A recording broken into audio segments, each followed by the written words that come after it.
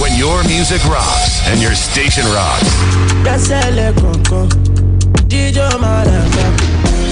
What would I do without your smile now?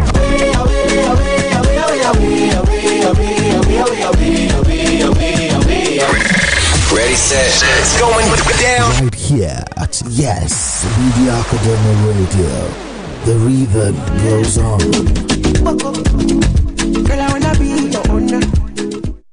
Think they can make it a better place.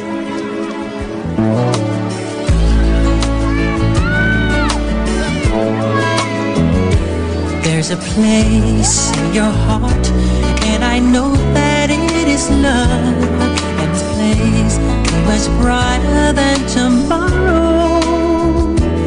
And if you really try, you'll find there's no need to cry. In this place, you feel there's no hurt or sorrow. There are ways to get there if you care enough for the living. Make a little space, make a better place. Heal the world, make it a better place for you and for me and the entire human race. There are people dying. If you care enough for living, make a better place for you and for me.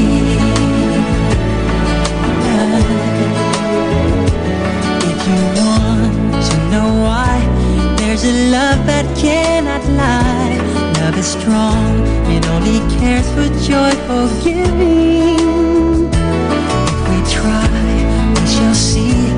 In this bliss we cannot feel. Fear or dread, we stop existing and start living. Then it feels that always love's enough for us growing. Make a better world, make a better world. Heal the world, make it a better place for you and for me and the entire human race. There are people dying. If you care enough for living, make a better place for you and for me. And the dream we were conceiving will reveal a joyful face. And the world we once believed in will shine again in grace. Then why do we keep strangling when this earth crucify its soul? Though it's plain to see this world is heavenly. Be God's love. We can fly so high, let our spirits never die. In my heart, I feel you are all my brothers. Create a world with no fear. Together we'll cry happy tears. So the nations turn their swords into plowshares. We could rid a little space to make a better place. Heal the world, make it a better place for you and for me and the entire human race. There are people dying. If you care enough for living, make a better place for you and for me. Heal the world, make it a better place for you and Yes, today is another beautiful Thursday, which is the 12th day in the month of August in the year 2021. I welcome you to today's edition of Health Affairs on Yes Man Radio, the first Media Academy Radio. My name is Temidayo Bakari. Today is another beautiful Thursday. Yes, in today's edition of Health Affairs, we are going to be looking at a very interesting topic. Health Affairs, as you know, is a radio program put together to create healthy communities through education, research, and promotion of healthy lifestyles. In today's edition of the program, we shall be talking about a very interesting topic which is of concern to all of us. especially this period, that the health sector globally is overwhelmed with the COVID-19 disease.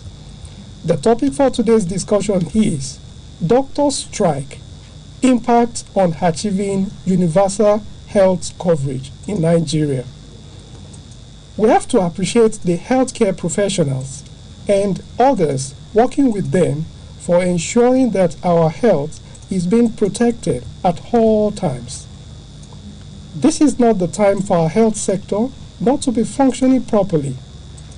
This is not the time for healthcare professionals or health workers to embark on industrial action without prompt action taken by the government or concerned authorities to resolve the problem. The topic for today's discussion again is Doctors' Strike, its impact on achieving universal health coverage in Nigeria.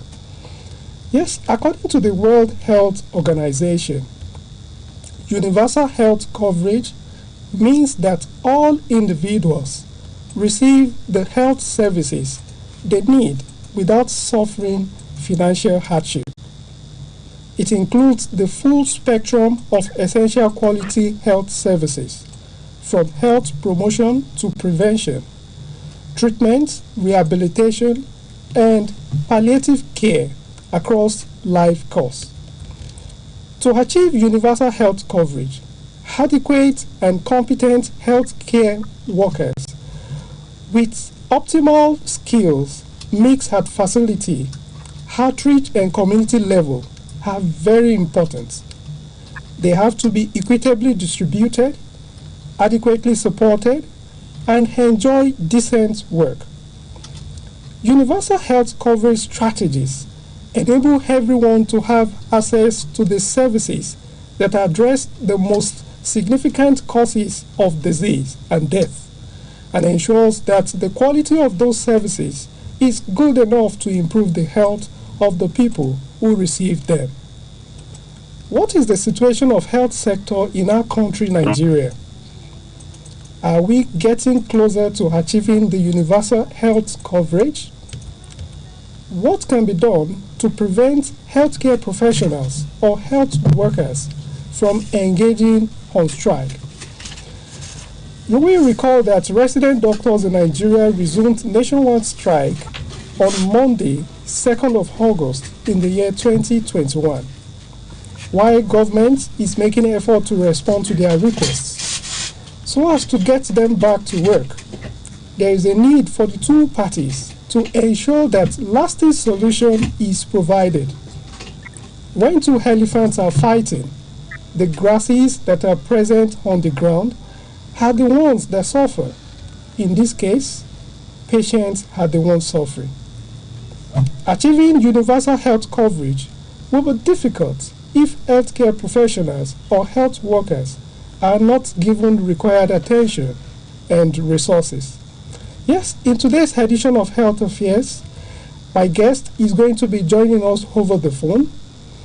He is the president, Association of Resident Doctors, University College Hospital, Ibadan. Is the person of Dr. Temitope Hussein. Dr. Temitope, you're welcome to Health Affairs on Yesma Radio. Good evening. Thank you very much for having me. Good evening, listeners. Yes, it's nice to have you around. Yes, Dr. Temitope Hussein is going to do justice to today's topic. He's going to give answers to some of the questions that have been asked earlier. You can join this discussion on our Facebook page. Write your message in the comment box while you're watching us live on Facebook. Our name on Facebook is Yes Media Academy Radio. Remember, you can listen to us live on Yesma Radio app. Download Yesma Radio app on Google Play Store. You can also listen to us on our website. Log on to www.yesmaradio.org. Subscribe to our channel on YouTube. Yes Media Academy Radio 1 is our name on YouTube. Follow us on Instagram at Yesma Radio is our social media handle. Remember to tell others about this program. it's going to be educative and informative. We need to go on a short break right now.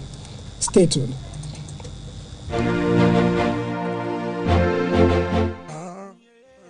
Ribi nice, I take it on Arabambi. You wanna live long, you wanna stay strong. You wanna live long and stay strong. Yes, fuck it off. And if you wanna live long and stay strong. Fuck it off. Ogun bílẹ̀ afúnni ni wọ́n sọ, olóyún abẹ́, láì ṣiṣẹ́ abẹ́, ewé ń jẹ́, ogun jẹ́. Má ṣe lògùn without doctor's prescription. Mo tẹnumọ́, all on doctor's attention if you need solution. Mo tẹnumọ́. Too much is given, much is expected. Ìlera lọ́rọ̀, just give much is ìlera lọ́rọ̀. Live long and stay strong. Ìlera lọ́rọ̀. Live long and stay strong.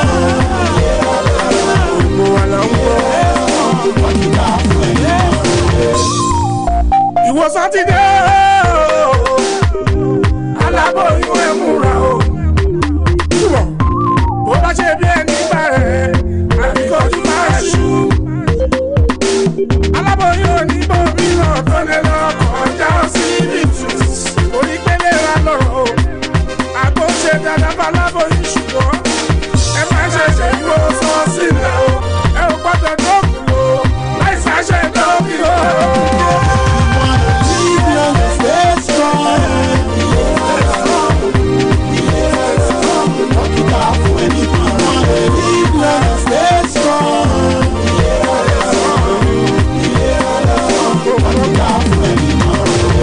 Ìmọ́tótó ló lè ṣẹ́gun àrùn gbogbo. Ẹ̀fọn tó gbòòrò àtúnlọ́wọ́ àwọn tó rẹ̀rọ. Kẹ́kúnlẹ̀ gbà. Yes, it's still Health Affairs on Yesma Radio, the first media academy radio. Welcome back. Yes, our topic for today's discussion again is doctor strike, its impact on achieving universal health coverage. Yes, with us today is Dr. Temitope Hussein, who is going to be giving details to this topic. Yes, he's going to be answering some questions relating to this topic so that we can understand why doctors are on strike and also the impact this might have on achieving universal health coverage if solution is not provided once and for all. Doctor, you are welcome once again to Health Affairs on Yesma Radio. Thank you very much. I'm doing very grateful. Good. Yes, to start with, I want to say something relating to industrial action. Then from there, you are going to let us know why resident doctors are on strike at the moment. Yes, it is known that worker strikes or industrial action are identified as the collective withholding of labor or services by a category of professionals for the purpose of extracting concessions or benefits, typically for the economic benefit of the strikers. Yes, the right to strike is widely considered a civil right, and it's often part of a country's legal system. Yes, but when it comes to the profession, medical profession, it is believed that it is an essential service that medical doctors and other health workers are providing. So could you please let us know, despite this, why are doctors on strike at the moment, especially resident doctors in Nigeria? Thank you very much, sir. I'm indeed very grateful that you have me here now. And thank you very much for tuning in. Well, basically, as important as our health and well-being is, it's also important that whoever is offering that care is in proper frame of mind. Now, what that means is that if if I'm going to be a doctor and I'm going to be responsible for people's lives, it's like you want to board a bus, you want to travel on a bus, and the driver is not in proper shape. It will not be the right mode of transport. So the same way, the doctor has to be in the proper frame of mind to be able to focus, because you are going to be dealing with human life, and you have to be at your utmost top notch to be able to achieve that. Now, even in our Hippocratic oath, a doctor is obliged to take care of himself. It's part of the oath. I will care for myself. It's part of the oath. So that, of course, the meaning of that is that so that you can be able to function properly when dealing with other people's lives. So back to the problems that we have in facing the nation and the reason why we're on strike. The things that we talk about 90% of them have to do with our welfare as clinicians and as doctors offering them service to Nigerians. That these things are very basic things. They are not extravagant things. They are very simple, basic things. Salary, just salary, regular salary, and of course, hazard allowance, the kind of things that happens to us at work, and the kind of things that happen on the line of duty. So these things are very simple and they are very straightforward. And the reason why we are saying that is because so that the doctor can function properly. And let me also add this. For the developed world that we always compare ourselves, over here, healthcare still seems like a campaign promise. But in those climes, people look at healthcare as an investment. If you put 5 naira into healthcare, you get 100 naira. That's how people look at healthcare in the developed world. So what that implies is that every kobo that you spend in healthcare is an investment, and you will get it in return, which is very practical. A healthy society can work. Once they can work, they pay taxes. Once they pay taxes, government gets more revenue to spend. So we also, as Nigerians, need to be understanding that healthcare is an investment. Even for our own personality, we know that we have to take care of ourselves so that we can make more money and live a better life. So you take care of yourself to live a better life. That's exactly how healthcare is, and that is what we have to focus on as a country. That's it. Now, at this point, I want to ask you, what are the progress that has been made already relating to this strike action? What has been the reaction of the government so far, and what has been the response of your own members as well relating to this strike? Because this is the second time ARD members will be going on strike this year. This year? Yes. Absolutely. National strike. But for us in this state, this is our fourth strike. We have had 2 local strikes. Okay. So we really want to know, what has the government been doing so far during this period now, because we really need to look at the lasting solution to this problem. So I would like to have updates from you relating to what government has been doing and your own response as an association to government's reactions.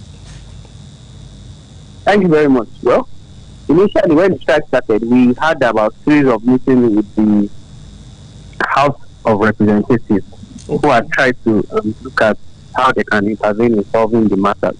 They had had meetings with the agencies that are responsible for some of these problems that were highlighted in our communique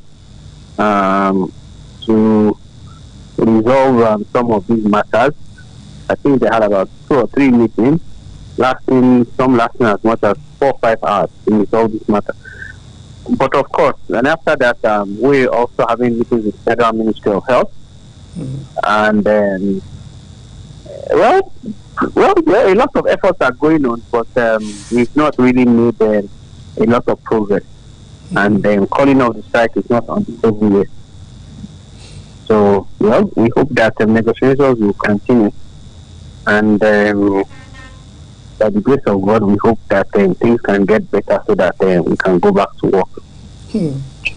According to what we heard from the Minister of Labour sometime last week, that if resident doctors fail to resume their duties at their place of work, the institutions, the hospitals where they are working, should find replacement for them. I want to ask you, how easy can it be for such hospital to replace resident doctors? And I also want you to throw more light on what residency training is all about and who exactly are resident doctors.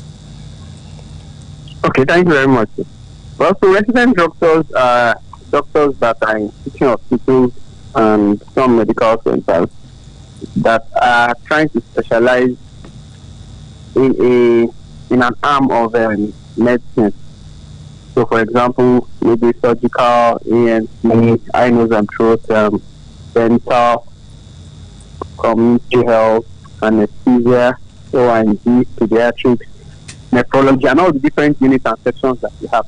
So, basically, it's a doctor, it's someone who has already qualified as a doctor and has entered the teaching hospital to be trained in a particular specialty. Okay. So that you become a fellow in that specialty. So we work through two different colleges, the National Postgraduate Medical College and the West Africa Postgraduate College.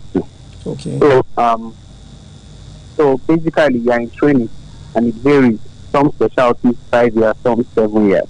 And throughout this time you do exams and do a lot of trainings and see a lot of patients. But of course, in doing those trainings, you are also going to be offering service to patients. So you are learning, improving your skills, and also offering service. And you are paid for that service. And of course, you also have to also teach medical students, because a lot of these teaching hospitals also have medical students. And it's part of your responsibility to also train and teach those medical students and the health officers that are, and of course, and as you write, your younger colleagues, you also have to also train them too. So you are being trained, you are also training other people, and you're also studying. So, okay, so I think that you asked the first question that there was another question you asked. I think that yes, I ask you relating to what has been said by the Minister of Labour. Okay, about replacing us. Exactly. Okay, so how easy can it be to actually replace doctors that have been on training? That's the question I'm putting to you now, so that you can. Okay. Well, thank you very much again. Well, we would. I think the best person to answer that question is the minister. It's not impossible that he has maybe a group of resident doctors somewhere that is willing to deploy. Well, but of course, you can imagine. People have been in training for several years, and you don't keep them out and get that. I don't know how feasible that is. But of course, he's a minister, probably knows what he's talking about, or he doesn't know what he's talking about. It can be either of cases, but we can't, we don't know what he knows.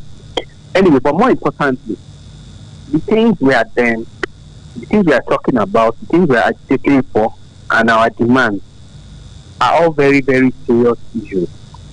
And as such, trying to worry about or discussing sack or no sack, I think is inconsequential and it's really trivial. These things that, for example, the last national strike we went for, we commenced this strike 113 days after the previous national strike. Okay. That is, the government had 113 days to put those things in place. Those things, they signed the memorandum of understanding that translated into a memorandum of action. And none of those things was done in those 113 days before we commenced the second strike on the 2nd of August. So clearly, the government has not been very responsible in handling these matters. Okay. And of course, I would like to ask you, because I really want to be sure that your demands, they are not, you are not looking at it from the perspective of that doctors should be taken care of, no matter what is going to cost the government. I want to ask, because today we are also looking at the doctor strike and its impact on universal health coverage. So how will doctors meeting your demand really help the government to achieve universal health coverage in Nigeria? So let's look at it from that perspective, the benefits. Okay. Yes. Thank you very much. Like I said, there are various specialties in teaching hospitals. Now, how does attending to the welfare of doctors help universal health? That's your question, right? Yes, exactly. Yes. So, of course, health systems are strengthened by the professionals in that system. Health systems are strengthened by the professionals in that system. So, if you have training centers with multidisciplinary training centers with several specialties, and you are able to get people trained in those specialties, you will have a tertiary level of care that is very well strengthened. So, of course, that means that people have better access to care, and that will greatly reduce medical tourism. Of course, as part of the specialties, part of the things that go on in a teaching hospital is research. I forgot to mention that as part of training and service. Okay. A lot of research goes on in teaching hospital to improve health systems, from departments of community medicine to internal medicine to pediatrics. A lot of work goes on into how to improve care. And by the way, you understand that as part of the factors of universal health coverage is to have health care that is tailored to the needs and the culture of a particular people. So, for example, healthcare systems that work in the US or work in the UK might not necessarily work in Africa or in Nigeria particularly. So, the reason why you strengthen your health system and do your own research in your own teaching hospitals is to able to have solutions designed to your own problems. And the only way you can get find this research in very accurate and in what you desire is to strengthen those teaching hospitals. And as such, you can have findings that can help improve the health system of a country. That is exactly why this kind of situations where we're on strikes and everybody is distracted. I tell people, resident doctors are the greatest losers of strikes because they have loved ones that also access care in these centers. They have family and friends that access care that can't get to access care. That's one. Number two, they are losing time in their training. The training is not forever. The training has a start time as an end time. They are losing time in their training. Number three, it's also possible to be losing skills. So you have learned something for 6-7 months, you stop, you are on strike for 3-4-5 months. That is not completely okay. And sometimes, like I said, it's specialist care. Sometimes there might be a very, very rare case that just pops up and is doing a strike and you miss it.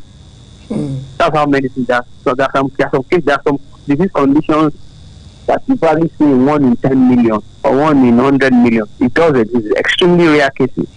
Now, what if it's doing the strike that kind of patients did get to have presented? We have lost that golden opportunity. So, disruptions in training and research. Okay, imagine you are doing a research on some very special specimens or something, or you are collecting samples to study about something. When there are doctors who are currently doing research before this strike commenced, now they can't take samples. Those processes are disrupted. Yes. At this point, I would like us to hold on a bit because there's a need for us to go on a commercial break. But by the time we come back from the break, I would like to have your opinion relating to the number of doctors and also the population of Nigerians. Do we have enough doctors to take care of us? This is very important for us to look into. Please stay tuned. Don't go anywhere. Feel the vibes. When your music rocks and your station rocks.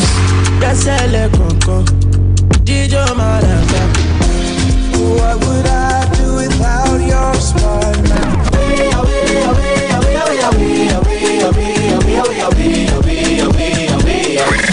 Ready, set, it's going down. Right here at Yes Media Academy Radio. The reverb goes on. Girl, I wanna be your owner.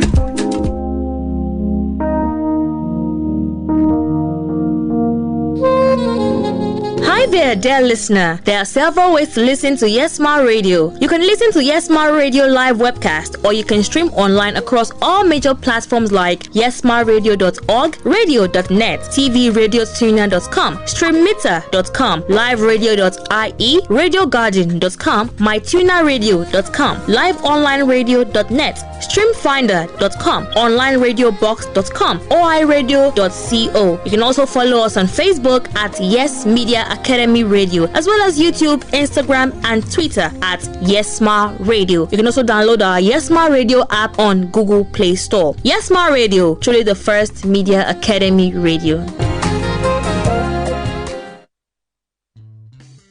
Káfẹ́kọ̀ọ́ kúrẹ́bù ní sọ ní dẹni yìí láwùjọ láti wá di gbajúgbajà nídìí iṣẹ́ ìgbóhùnsáfẹ́fẹ́ Yes Media Academy ní kó máa bọ̀. Ìgbaniwọlé ti wá ń lọ lọ́wọ́ fún sáà ètò ẹ̀kọ́ 2021 sáwọn ìlànà ẹ̀kọ́ bíi basic media class fáwọn tó ṣẹ̀ṣẹ̀ bẹ̀rẹ̀, master media class fún àwọn akọ́ṣẹ́mọṣẹ́, media management class fún àwọn ọ̀gá àgbà nílé iṣẹ́ ìgbóhùnsáfẹ́fẹ́ tó fi mọ́ executive class fáwọn tó ti rọ́wọ́ họrí tó fẹ́ mọ̀ nípa iṣẹ́ ìgbóhùnsáfẹ́fẹ́ ní Yes Media Academy. À ń kọ́ lákọ̀ọ́dójú ní broadcasting, advertising, media management, public relations àti public speaking. Láti wá kópa nínú sáìtì ẹ̀kọ́ 2021 10,000 naira lẹ́ẹ̀fì gba fọ́ọ̀mù ìgbaniwọlé ní Yes Media Academy tó wà ní Yemi Sonde Media House, Yemi Sonde Crescent, Fẹ́lẹ́lẹ̀ Express bus stop, Fẹ́lẹ́lẹ̀ Ìbàdàn, tàbí kẹ́ kàn sí wa lórí ayélujára www.ysclimited.com/form. Telephone 0809-9902-666, 0902-9304-704 tàbí 0803-5529-883 ní Yes Media Academy. Wá di gbajúgbajà lórí afẹ́fẹ́.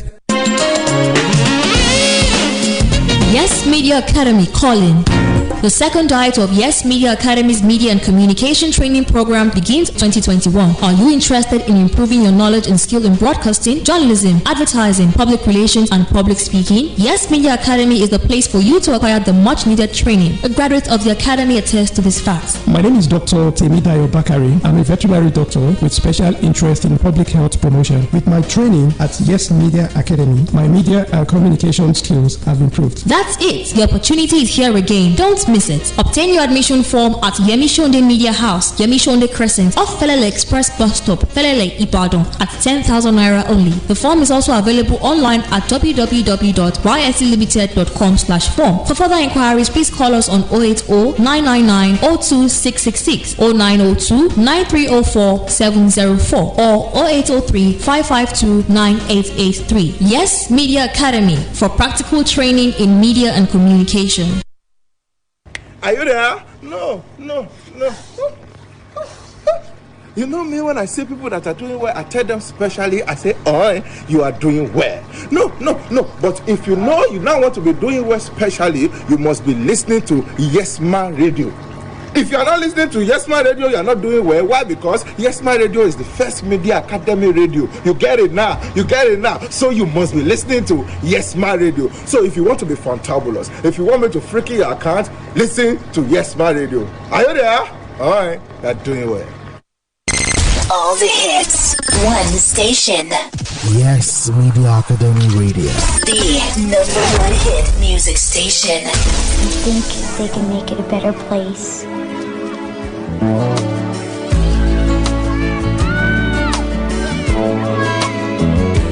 There's a place in your heart, and I know that it is love.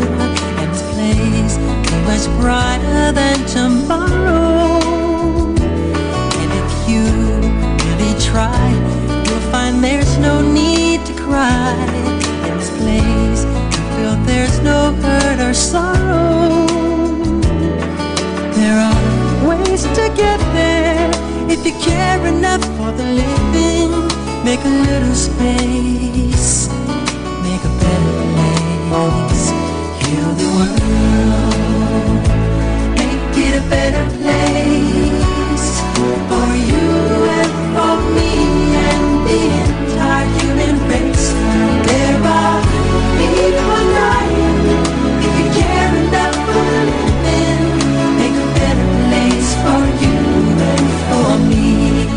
Yes, this is still Health Affairs on YesMa Radio.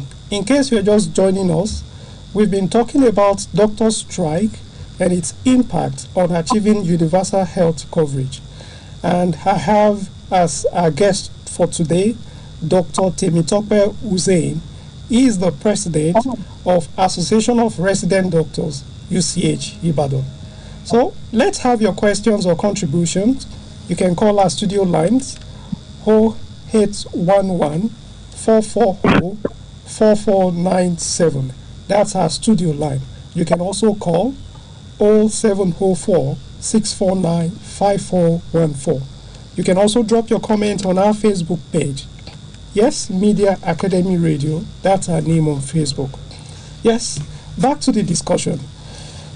Dr. Hussein, before we went on break, I asked you a question relating to population of doctors with respect to population of Nigerians. So how would you rate it? Do we have enough doctors to take care of us in Nigeria? Thank you very much. So WHO, the World Health Organization, recommends one doctor for a population of 600. Okay. Nigeria's current population is over 220 million. The number of practicing registered doctors is about 32,000. So if you do that ratio, that's 1 to 7,000. Whereas WHO study is supposed to be 1 to 600. Wow. Now, you really can't imagine 7,000 people. What 7,000 people is? 7,000 people is a lot of people. So to be able to catch up with what WHO recommends, we have to have a tenfold of the population of the doctors that we have now. So you can see that we are really, really very far from achieving that. And our population is expanding by the day. Now, what still is that even these 30,000 we are talking about, maybe 60 or 70% of them, perhaps maybe 80 or 90 are concentrated in maybe Lagos, Abuja, Ibadan, and the top cities. So I'm sure there are states that you probably won't have up to 100 doctors. It's possible. It's actually very possible. In fact, even in Oyo State, I suspect in Oyo State, maybe 3/4 of doctors in Oyo State are in Ibadan. You can imagine what happens in all the other local governments that are very far away from the center. And it's probably worse in some other states. So we are very far from it. And the worst thing is that there is massive brain drain. Massive brain. If you look at the papers today, they said about 5,000 doctors have left Nigeria in the past 5 years or something. People are living in their hundreds. And those countries are making it even more easier for people to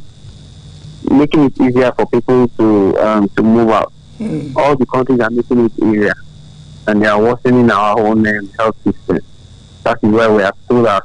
That's why Nigerians need to realize we have to take care of our own, so that we won't have an epidemic in the future, because we have massive shortage of healthcare workers. Now, I want us to look at this issue from economic perspective. Now, MBBS training at the university, government-owned university, is tuition free, isn't it? Hello?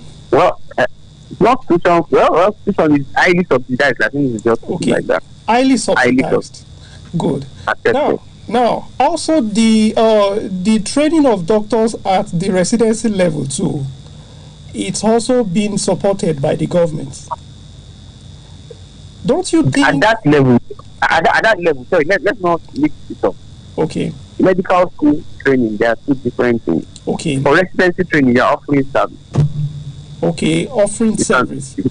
Okay. Yes, you are offering service, and it's difficult to put a value on the service you are offering. Okay. If you compare it with doctors in other countries who are also doing residency, are paid for their services. Oh, okay. And of course, what they are paid is not anywhere close. What they are paid is not anywhere close to what they are paid for their services. In fact, even in places like South Africa, house officers who are spread earn more than them. Oh, okay. You understand what I'm saying? I just wanted to be clear about that. Residents, you are offering service. Okay. You're offering service and you're also training medical students and other residents. So you're offering service and you're also training. Oh, you're also you're not only a trainer. So you're not only a trainee, you're also a trainer. Trainer. Okay. Now for medical school, like for medical school, like you rightly said, is highly subsidized. We accept that is actually true. Okay. The more reason why we must do everything to make sure that we are not training doctors for other countries. For other countries. We need to keep exactly. We need to keep our own, unless we are losing money if we are training doctors for other countries. So, what would you now suggest that government can do to ensure availability of quality and affordable healthcare services? Because this is very key to actually achieve universal health coverage in Nigeria.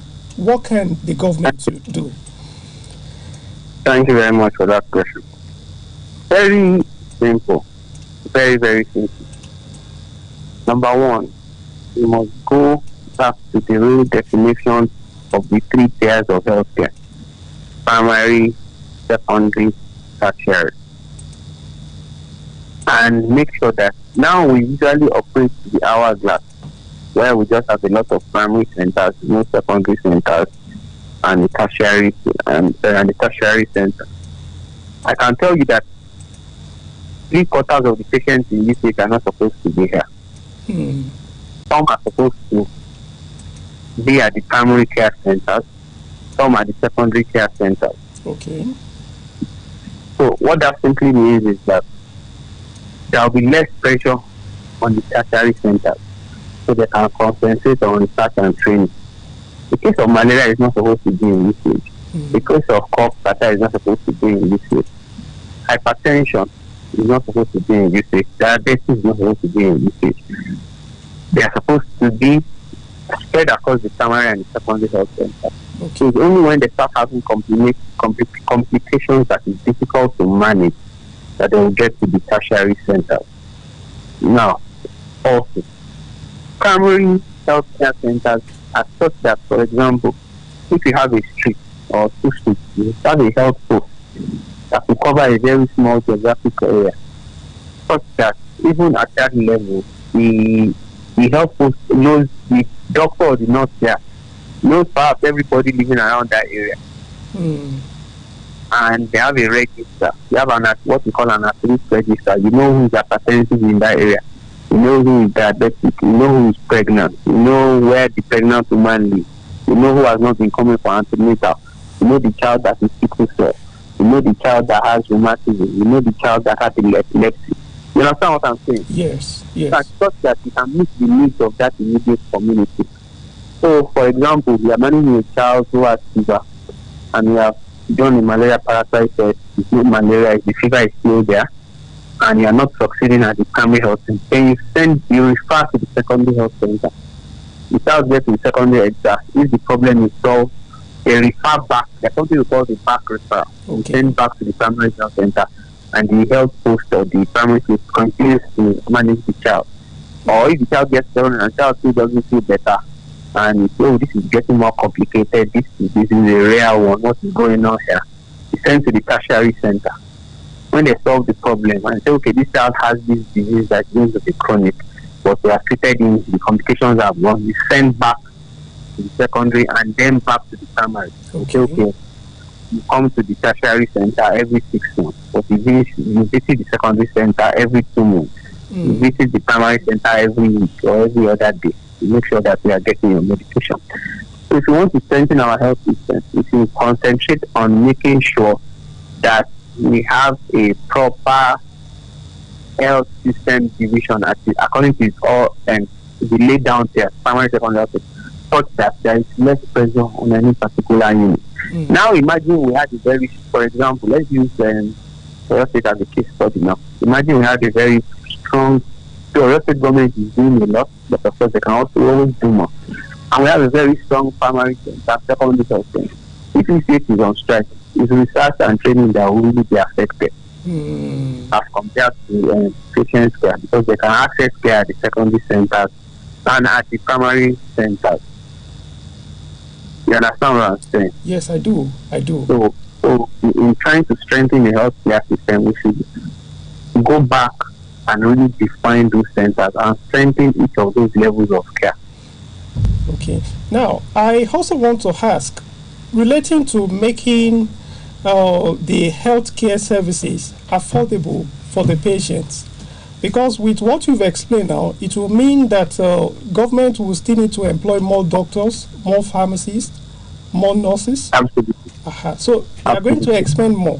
So won't that translate to the amount that will be paid by the patient at the end of the day?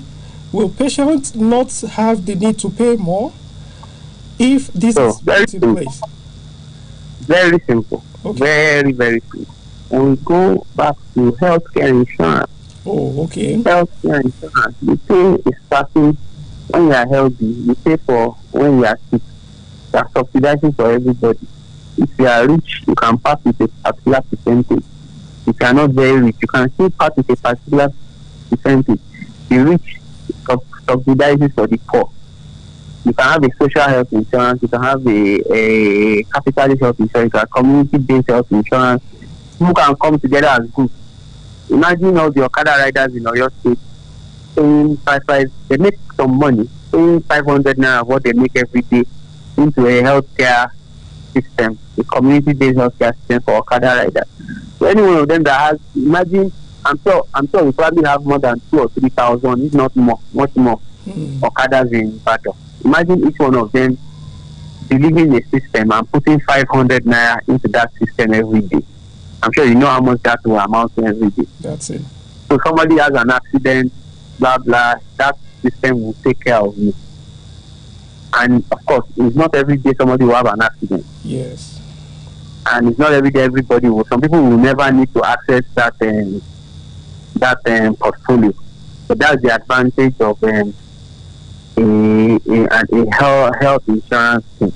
We also need to strengthen that healthcare insurance scheme such that if healthcare doesn't become an economic burden to people who have to have illnesses. For example, if someone has a child that has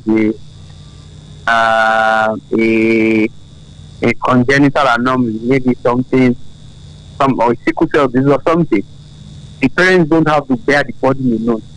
The whole nation will have to share the burden. Some will have children and all their children will be healthy.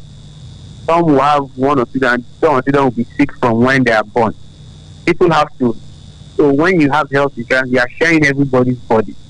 The person that is healthy never needs to use hospital, who is also paying insurance, is subsidizing for the person that is not. And you know, healthcare is not what we pretend to want to access. That's it. You cannot say I've been paying health insurance, I want to be sick, so let me just pretend to be sick.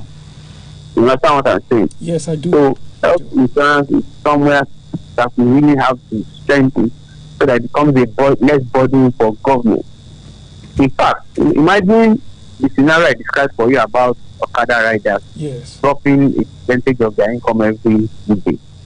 Now imagine that fund becomes very large and is invested into another arm of the economy to keep multiplying and keep multiplying. You can get to the point that the Okada rider will even have their own orthopedic hospital. It's possible. Possible. So that is the advantage of health care insurance. It also needs to be strengthened in this country, and it becomes less of a burden to see. And let me also say it again. Okay. As we speak now, at the Abuja Declaration, ECOWAS nations said that they will make 50% of their annual budget for healthcare over the years. Now, if you are doing that, you are strengthening your health system because you have put a lot of money into healthcare. And like I said earlier, healthcare is an investment.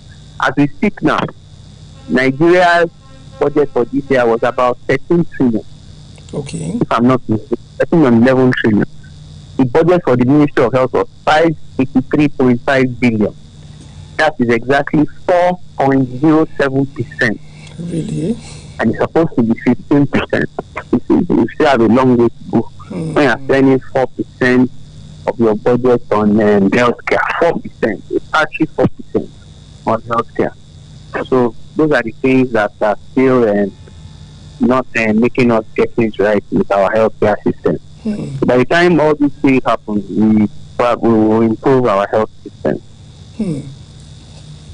Thank you very much, Dr. Temitope Hussein, for your explanation. In fact, with this discussion, we can deduce that if proper things are done as required, the future of health sector in Nigeria will be better and even is going to be the best.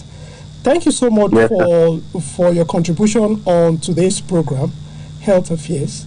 It is well appreciated. We hope next time when we call you, you will also answer us. Absolutely. Thank you very much for the opportunity. That's it. Thank you. I'm indeed very grateful. That's it. So, well, we are looking forward to having you coming back to work so that Nigerians can continue to enjoy your services. Thank you so much, Doctor. Yeah. All right. Thank you. Do have a pleasant day. Yeah. Thank you. So, the program has been Health Affairs on YesMar Radio, and this is where we will be bringing the program to an end. We so much appreciate you for listening to Health Affairs on YesMar Radio. The program producer is Adedamola Ajiboye, and the studio manager is Abiodun. I also have with me Rashidat.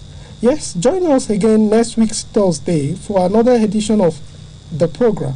Remember, Health Affairs is a radio program put together to create healthy communities through education, research, and promotion of healthy lifestyles. My name is Temidayo Bakari. Next program on YesMar Radio is Yes News Now. Please stay tuned. Feel the vibes.